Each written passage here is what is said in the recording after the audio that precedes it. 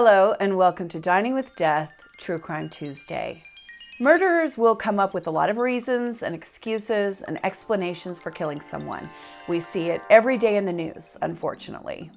But when you really boil it down, there aren't lots and lots of reasons or excuses or explanations for killing someone. There are really only 5 or 6. People really only kill for money, sex, power, revenge, secrets, and jealousy. I guess if you're a person who believes in evil, you could add that to the list. Female on female murder is a very, very rare event. When women kill other women, we hear about it because it happens so infrequently. But we heard about this instance of that rare crime for another reason. The person killed was on the brink of becoming an international superstar. This is the story of the murder of Selena. Let's get into it.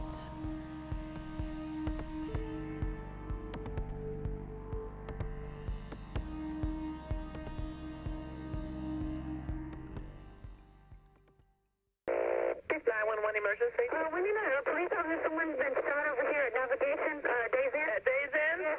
Okay, what room number? Huh? What room number? She's out here in the parking lot, 158. Okay, who shot her? The lady in 158 shot the lady over here. Okay, is the lady in 158 still there? I don't know. They shot somebody. She's taking off.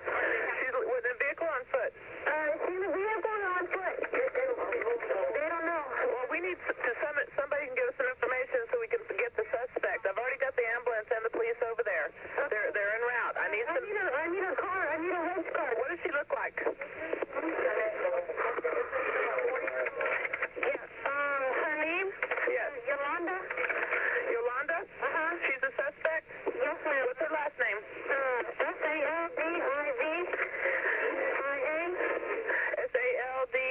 She's with Selena Incorporated, the lady from the singer. Okay, but where did she go? Do you know if she ran out? Which way she ran and what is she wearing? Yeah, we've already got the police and the ambulance en route over there, but if somebody can give me some information, we can catch her. She can't tell me nothing. The lady that shot's laying here on the floor. Okay, where did she get shot at? What part of her body? What part of the body did she get that's police are on the phone. Yeah. What part of the body did she get shot at? In her back. In the back. Yeah. Okay, if y'all come across any information about suspect, you call me right back, okay? Yes. All right, bye-bye. The customers and clerks at a Days Inn motel in Corpus Christi, Texas, have just witnessed a murder. At the time, many of them were unaware of who the young woman laying on the ground, dying right in front of them, was. The woman was Selena Quintanilla, known professionally as simply Selena. She was a singer who was standing at the doorstep of international superstardom. She was already well known in Latin America. In fact, she was often called the Mexican Madonna, but she was not yet a household name in the United States.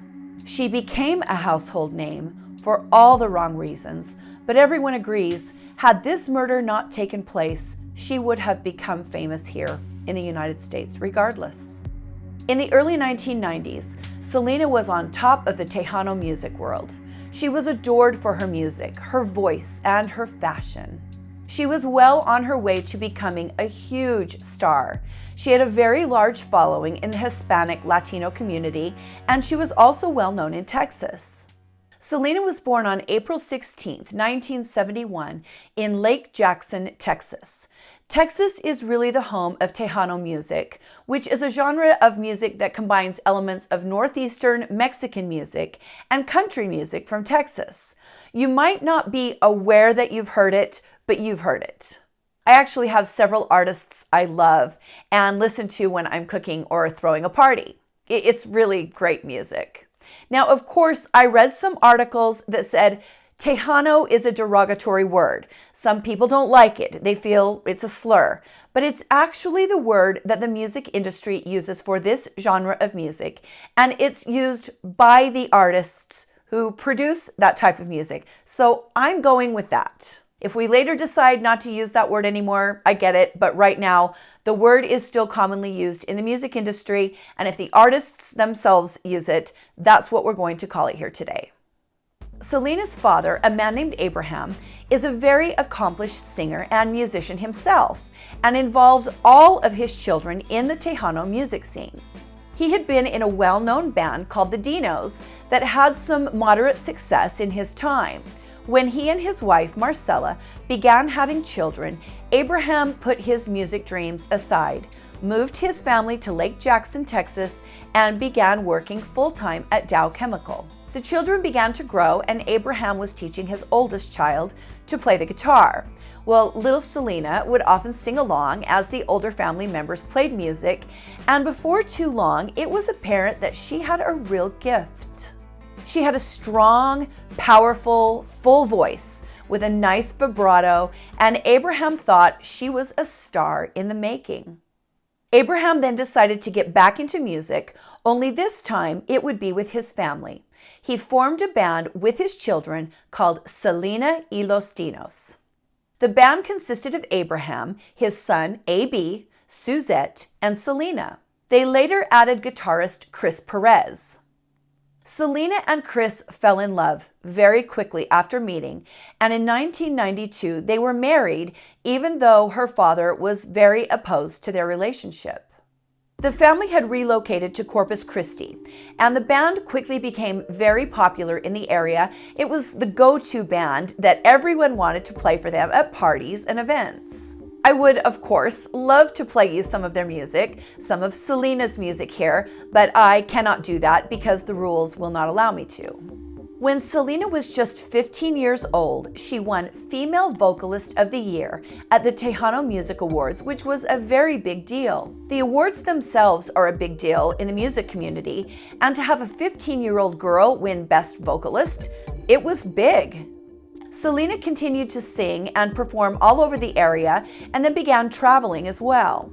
Her first album, simply titled Selena, was released in 1989, and that album really launched her international career. She broke into the international Latin American music industry with her hits like Como la Flor and Amor Prohibido. Her success was even more impressive, taking into account that Selena was an English speaker. She was not proficient in Spanish when she began her career, but she quickly became fluent. She felt it was important for her to show pride in her Latina roots and to be able to connect and talk with Spanish-speaking fans. She was a third-generation Texan, and so learning Spanish fluently was a challenge for her, but her father coached her on her accent and her pronunciation. Selena was always a little worried that her Mexican fans might dismiss her because she was American, but they did just the opposite. They embraced her. They adored her. They loved her long dark hair, her dark eyes, and her curvier figure. Remember, this was the early 90s when everyone wanted to look like they were on and hadn't eaten a bite of food in 6 weeks. Don't get me started on that. Selena was different. She was real, and she was Latina. Her fans didn't care that she was born over a line in the dirt that happened to be Texas. She was part of their world, and they loved her, and I love that. We get so hung up on who lives on what side of the imaginary line somebody drew in the dirt a long time ago, and I find it silly. We all have so much more in common than we have differences, and I love that her fans could see that and that they embraced her. After a concert one night, a woman who had been sitting on the front row, staring up at Selena with admiration all night, contacted Abraham, Selena's father. The woman's name was Yolanda Saldivar, and she was the aunt of one of Selena's childhood classmates. Yolanda was a registered nurse working in San Antonio. She was 11 years older than Selena, and she became pretty obsessed with her. At the time, she seemed like a great admirer of Selena, and when she called Abraham, she had an idea. She wanted to start an official Selena fan club. Now, fan clubs used to be a really big thing, you guys, like a really big thing. And Abraham liked that idea. He thought it was a great way to promote his daughter and also felt like they could use some help. Yolanda was thrilled to be given Selena's father's blessing, and she quickly rearranged her entire life, quit her job, and devoted all of her time to Selena. Yolanda really ingratiated herself with Selena and her family. She made herself available for whatever they wanted or needed, and she seemed genuinely invested in helping Selena become the superstar they all knew she would become. The family could not have known that bringing Yolanda Saldivar into their circle would be the worst mistake they would ever make. 1994. Over the years since the release of her first album, Selena had been nominated and won many, many awards. But in the music industry, there is only one that means you're at the top of your game: the Grammy. I personally find awards for art a little meh. That's my opinion. I know a lot of people are really, really into that stuff, and that's great if you are. I don't think I've actually ever seen an entire awards show, but I very distinctly remember hearing about this new artist, Selena. And I remember these photos of this beautiful young woman with this huge pile of hair and the gigantic smile. This was the era of the diva. Mariah Carey, Toni Braxton, Whitney Houston, and Selena fit right in with them. The divas really ruled that moment in music, and I was just over here in my grungy cardigan playing my sad girl music. But the divas were the thing in the 90s, and Selena had done it. She had won a Grammy. She got the award for Best Mexican American Album at the 36th Grammy Awards, making her the first female Tejano artist to win in that category. She made it. She was a superstar, but she was not yet a household name. She wasn't, Whitney Houston with a staff of people. And I also have to say, back then, the music industry wasn't like it is now. Now people have huge staffs of assistants and nannies and travel bookers. And back then, people were really a lot more involved in their own stuff a little more. Now, most musicians had a tour manager that handled everything on the road. And then, of course, you have your agent and your label representative and all of that. But now big stars have a couple hundred people on their staff, not 15 like it used to be. And Selena was still very much doing the day-to-day work of a new artist, even though she did have a Grammy. Part of that work meant going over her own books and checking the math and managing her finances. On top of that, Selena had opened some clothing boutiques. She had a line of Selena merchandise. She was really killing it, doing very well for herself. And her fan club, the one started and managed by Yolanda Saldivar, it was booming. There were thousands and thousands of members, all paying $22 a month for that membership in the fan club, and it was making some serious money for the Selena machine. It did so well that the Quintanilla family really trusted Yolanda, and the more trust they gave her, the closer to their inner circle she got. Eventually, she had access to the financial records, the deposits, and the actual cash.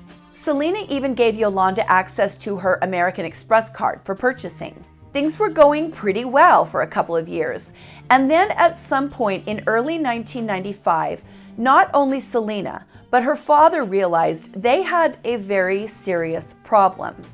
Employees of Selena's boutiques began to complain that Yolanda treated them terribly.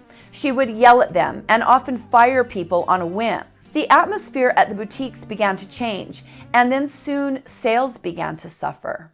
Then, as Selena and her father went through the books, they realized something. There were purchases for multiple cell phones, rentals for Lincoln Town cars, and other things that they hadn't authorized. This was very upsetting to Selena. She trusted Yolanda, and she had a difficult time believing Yolanda would betray her. Selena's cousins that worked at the boutiques tried to tell her, "Yolanda is not your friend." Even Selena's personal fashion designer, Martin Gomez, who had gone to war with Yolanda over his belief that she was mismanaging Selena's appearances, he told Selena, "Get rid of her." Things got so bad between Martin, the fashion designer, and Yolanda that Martin ended up quitting as Selena's designer and warned Selena and said he was worried for her. Then the fans began complaining that they were not receiving any of the promised merchandise, part of what they were supposed to receive for their monthly payment of $22. And, something was definitely wrong here. Abraham began looking into these complaints and was pretty shocked at what he found. There was money missing, and I'm not talking like a few $1,000s. There was a lot of money missing, and the Quintanillas knew someone was stealing from them. March 9th, 1995. Abraham, Selena, and her sister Suzette confront Yolanda Saldivar for the first time. They contacted her and told her to come to a meeting at Q Productions, which was their business location. During this meeting, Abraham and his daughters confronted Yolanda and told her they knew she had been stealing money and mismanaging the fan club. Abraham then told Yolanda in no uncertain terms she was fired. The family was cutting ties with her and she was out of the circle. The problem with this firing was that Yolanda had some things that the Quintanilla family really needed. Abraham did not demand that Yolanda bring all of these important documents that she had in her possession to the meeting. So he didn't do that. And after Yolanda was fired, Selena realized, we've got a problem here. She's got documents and I have to have those back. You have to remember everything was on paper back then. Computers were too new for people to be storing documents on them. And if someone had papers you needed, it was a really big deal. Dear Lord, I sound so old sometimes. It seems like yesterday. Wait till you're my age. It feels like yesterday. When I talk about things like that, I feel like I should be in the grave. After Yolanda is fired, Selena is the only one in her family that keeps in contact with her because she knows she needed these documents. Yolanda had also stolen some perfume samples for a new fragrance that Selena was working on, and she wanted those samples back. She had put a lot of time into these few samples that they were choosing which one was going to become the Selena fragrance, so they were important to her. Selena kept trying to set up meetings with Yolanda to get her important paperwork back, but Yolanda kept stalling. Selena finally arranged a meeting with Yolanda Saldivar at the Days Inn motel.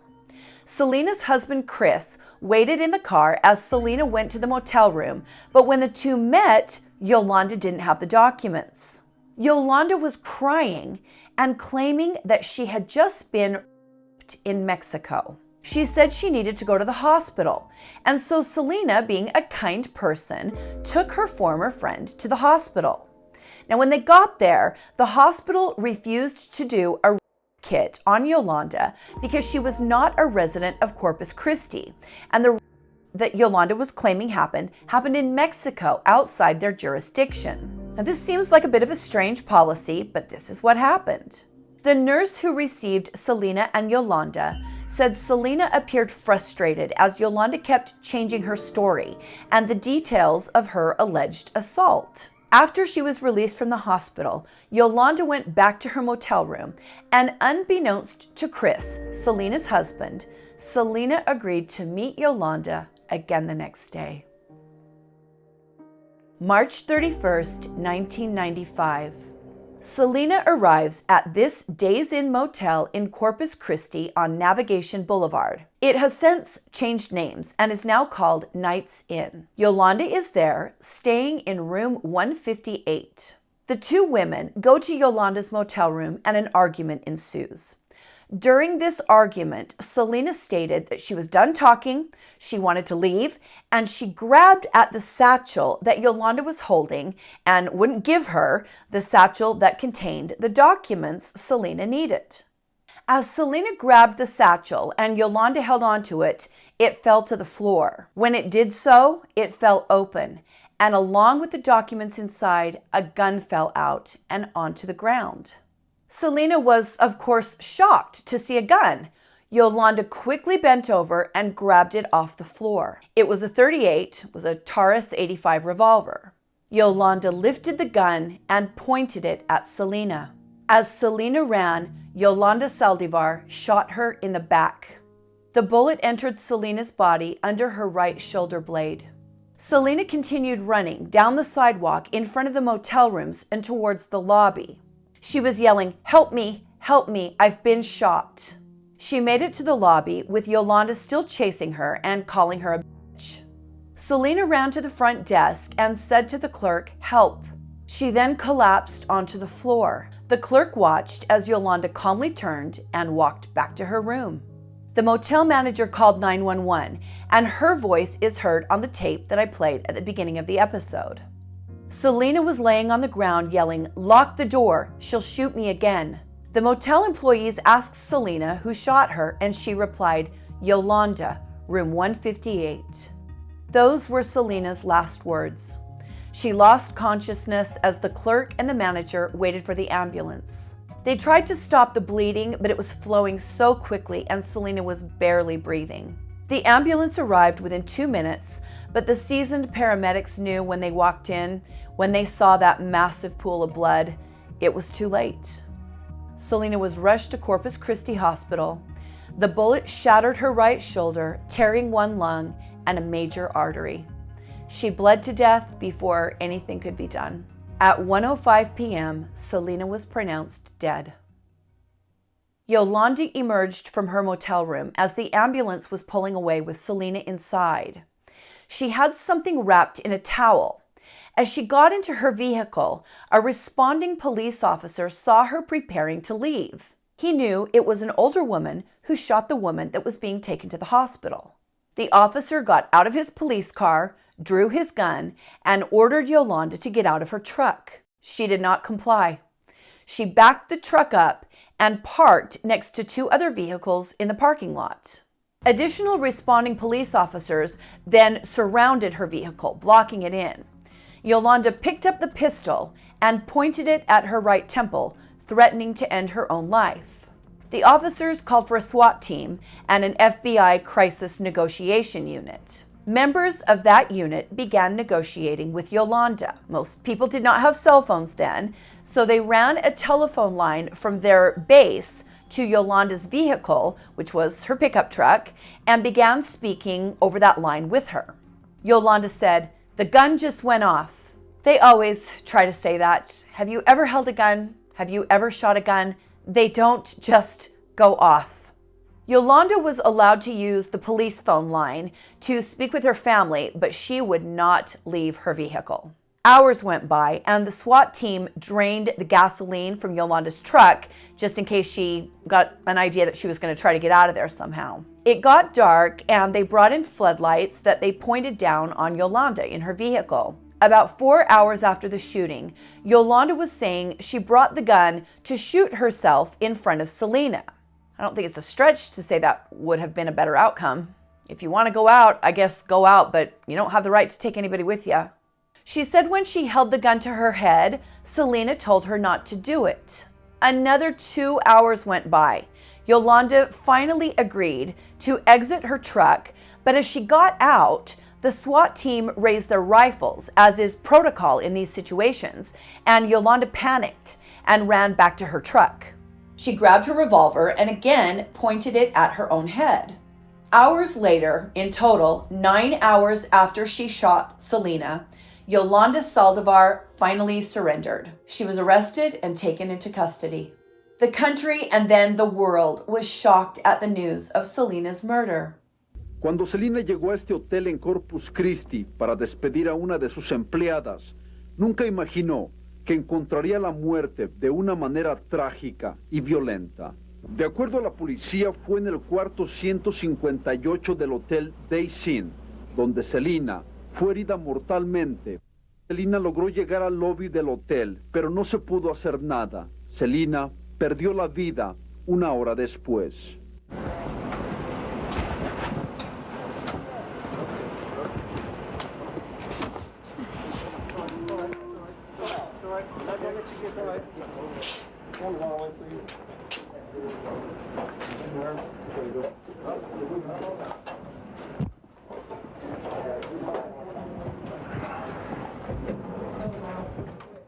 Yolanda Saldivar was put in the Nueces County Jail, where she remained before her trial.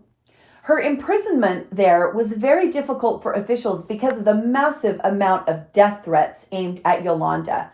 People wanted her dead.